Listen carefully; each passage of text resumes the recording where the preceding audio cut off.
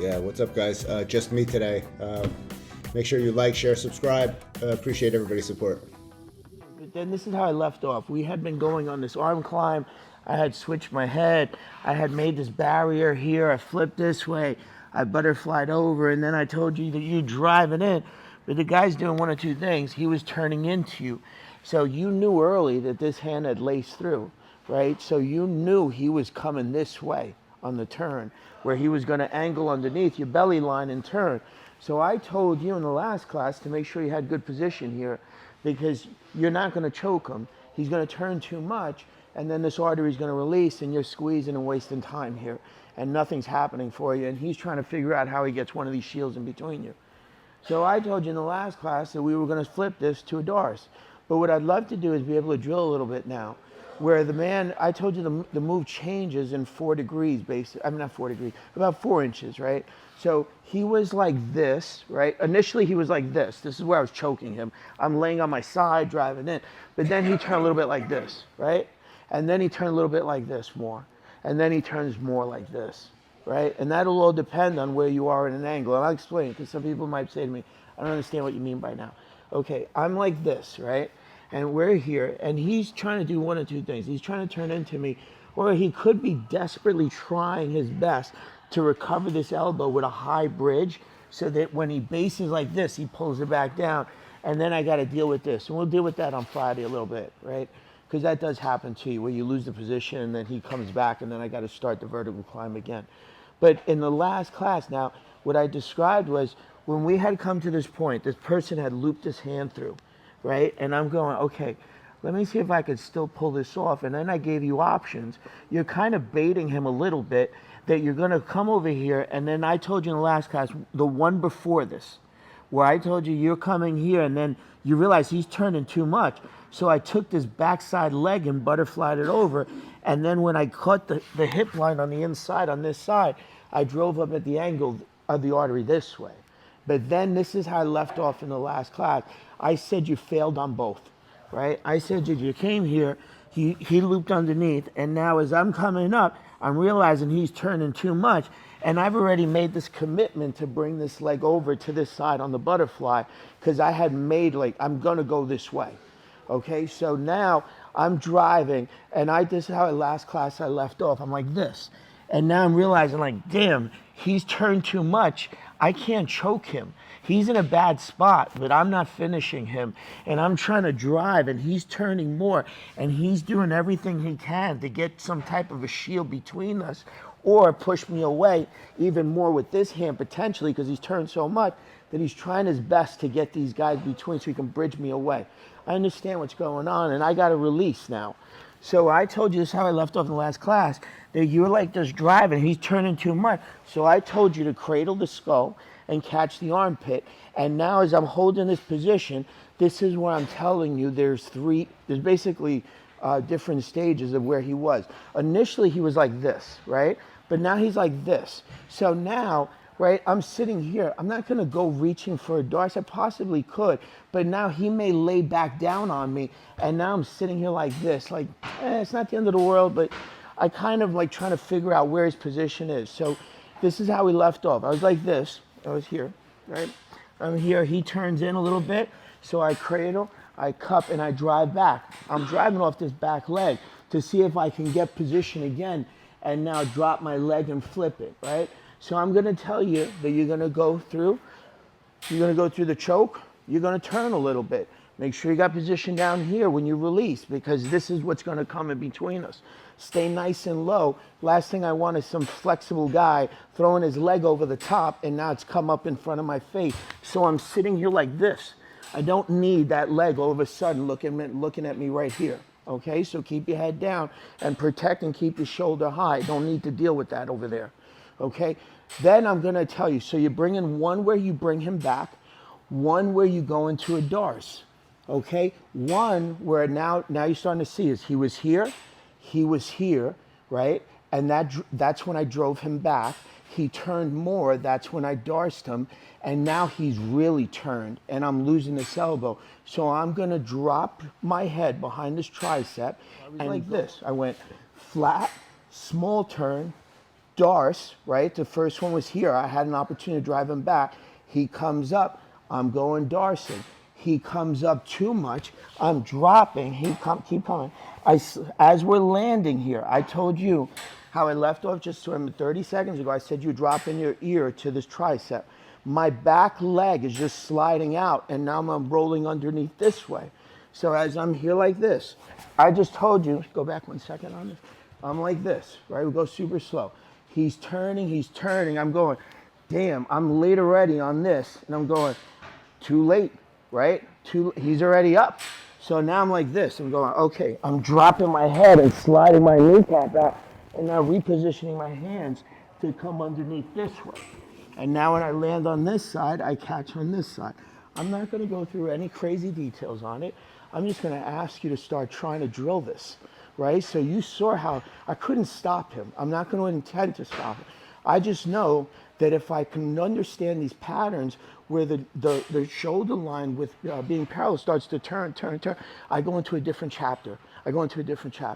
If it overturns, I go to a different chapter, okay? No matter what, okay? You're still. Let's just talk about worst case scenario at this point.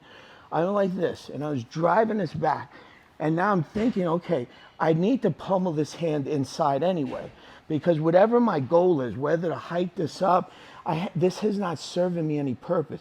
Even if you want me to tell me you want to go guillotining or something, this hand still has to get to this side, whether it be on this side or this side. I have no idea yet, but I still got to bring this hand to this side. So now when I'm on this side with this hand, I'm driving this through to catch this Darce, but he's over rotating. So you potentially, when he comes up, could catch your quarter Nelson off of this point. You could. So I'm not saying you can't. But I also, and how I'm describing right now, he is aggressively, violently turning, and he's coming up, and you can't do anything about it, and he's big. So let's take it the other way on this. I'm not saying you can't do that, but just understand, like, I had to get this hand from here all the way through here, and you're going to tell me he didn't come up by that point? Of course he did. I mean, he's fighting like crazy not to even get pinned, not to get submitted. He's coming up the turtle because he's either going to Granby roll, stand up on me, maybe he shoulder rolls, maybe he sits back. He's got to move. You can't stay here. This is going to go awful. Even a real fight, it's going to go awful for you. You got to turn. So you're like this, and now by this time this comes up, but he's coming up already. Stay right there for me. What did I say right now? I said I had one goal, was he's like, I'm sitting like this. This looks weird that I'm not sitting in a really good athletic position, but I kind of am. I have one goal right now. This is where my hands were. This guy's coming here. My ear is coming right here.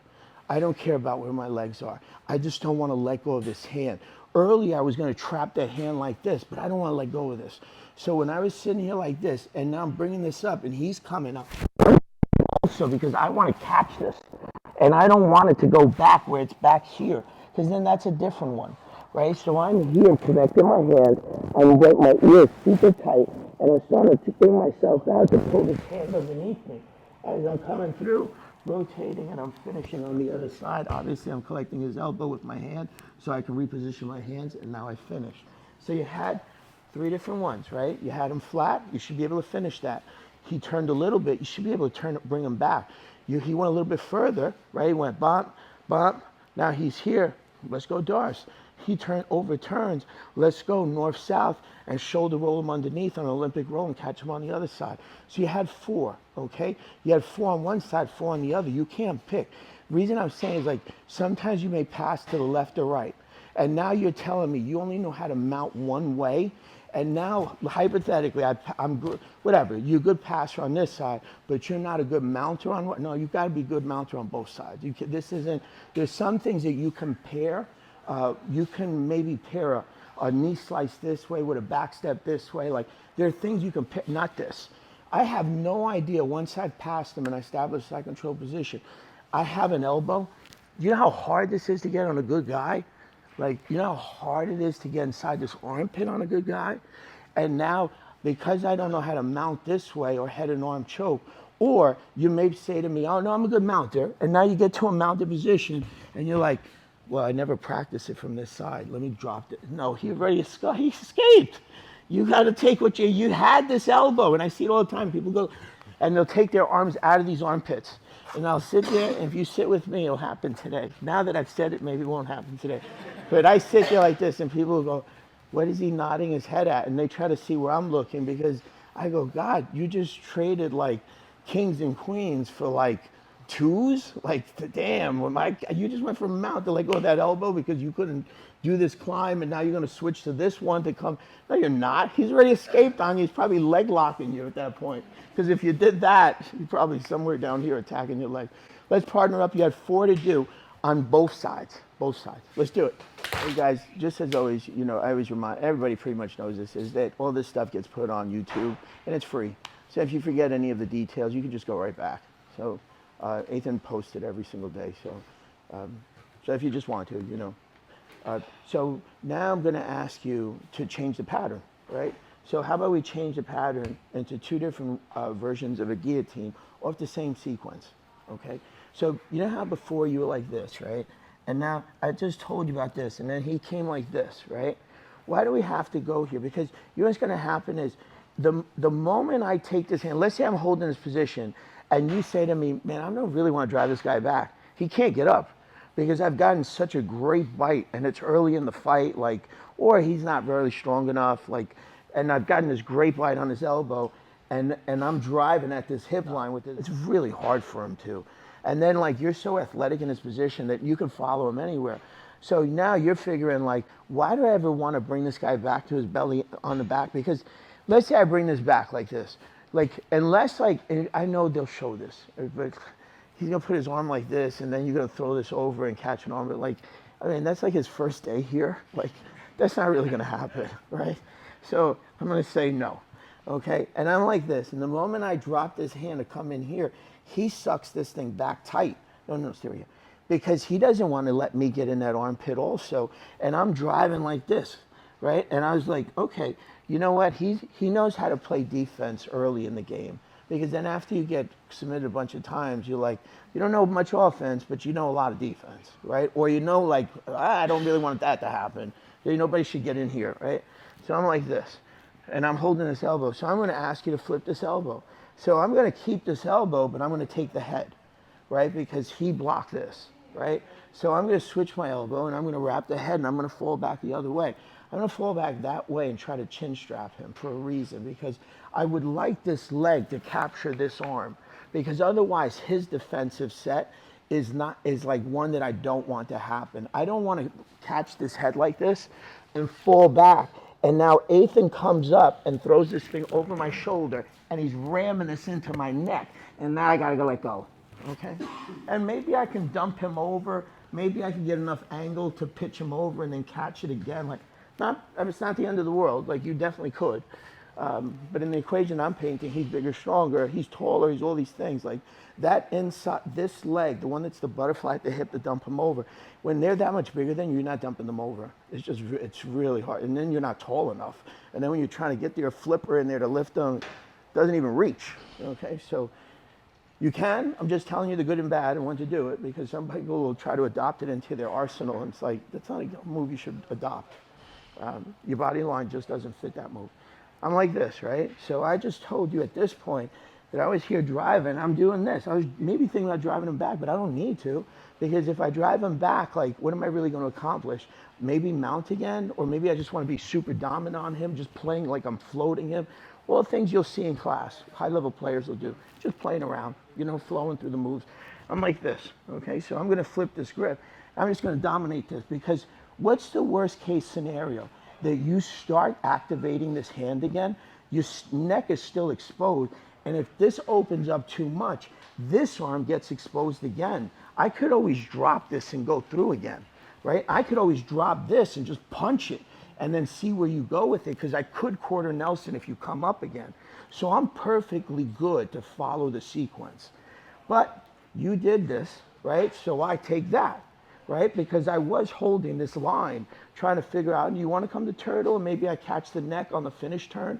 But I'm like this. So I'm going to ask you at this point, with this hand, because I was like this, and now it's coming here, and this didn't work, so I dropped it here. And now I'm here, okay? This hand is going to come over the top, and I'm going to look to chin strap him, right? So this hand, because you're not going to see me from that side, when it laces over the top, I'm almost making an okay sign on his chin, right? So that when you're sitting, the chin should be sitting here like this, right? So if you saw it, this would be like this, and then my okay sign, right, would be over here, wrapping around. So that's how I get my good chin strap. I'm like this, and then I wrap over, and I'm going to lay on this shoulder, because I told you before, my hand couldn't get here. My hand's playing over here anyway. Okay? What I don't want is this hand coming up into my artery, a nice tripod, and about 2 minutes ago I explained why. So when I take this hand over the top like this, right? I was like this, and now I switch. And now I dive over the top, and when I sit, I release this over the top this way, because this hand wasn't impeding anything, right? So now when I capture my hands together, I told you keep coming because I want to capture this arm so that it doesn't interfere. You can definitely go high elbow at this point if you want. I have no problem with it. I will tell you that I know in class, like sometimes when you go high elbow on this grip, they're going to dump out on you. So just be careful. It's not the end of the world. You absolutely can follow it. I'm not saying you can't. A lot of people in class can't. A lot of people don't have the flexibility to do a high elbow. Jimmy does a great one. Have you ever watched Jimmy Park? Jimmy does a really beautiful high elbow. But then some high elbows have good and bad to them. High elbow, when you put your high elbow up, yeah, like then that kills that recovery on him.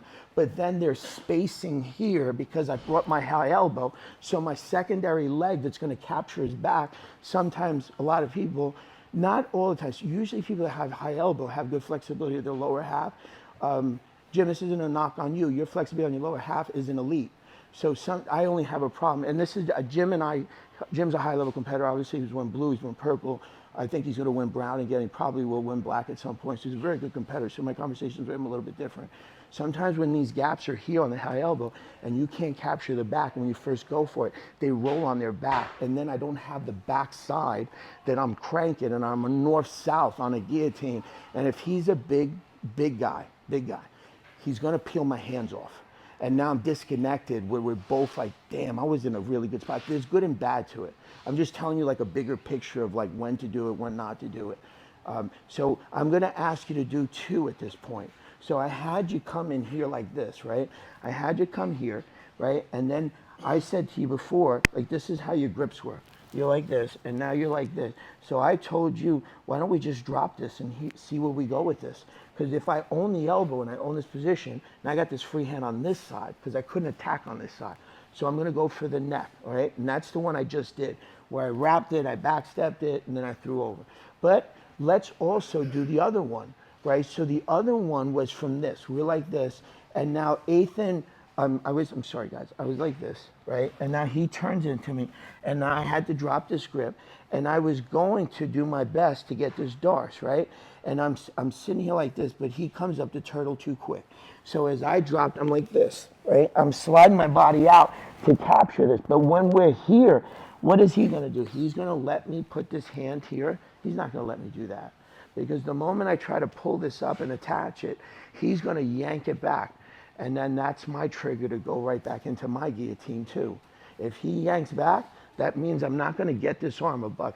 And you have to pay attention to it, because if he's come up and I don't want him to shoulder roll, I don't want him to sit back, I'm gonna be aggressively pushing him in, because I have to understand like how he wants to recover. I also understand where this arm position is. So if I'm aggressively pushing him in like this, and this arm is back here, this is longer than this cavity, than this height. So it's not gonna pull forward. So it has to pull out, right? It has to go on a counterclockwise position for it to come in without this coming in. So if you understand what I'm saying, I'm driving into him. So I'm actually pushing into this lever, and then people are trying to pull this thing forward. It's not gonna happen, right? So I have to pull it out and around, right? So as I'm pulling it out and around and yanking it at this angle, not this angle, right? I'm here, I'm not like this trying to pull this thing out. I'm sitting here like this, yanking it out because I gotta get it to turn inside. Now when I'm doing that, obviously he's gonna yank back. Like who the hell wants this thing attached over your head, and now he's snapping you down, and if it's really real, Man, I'm making your face go into the ground. It's aggressive. I want to give you a bloody nose. Like I'm snapping you hard. Every time you try to stand up, bloof, back down again you go. So he doesn't want that to happen. So he's yanking this thing back. That's when I switch again to the guillotine, right? Because I was like this.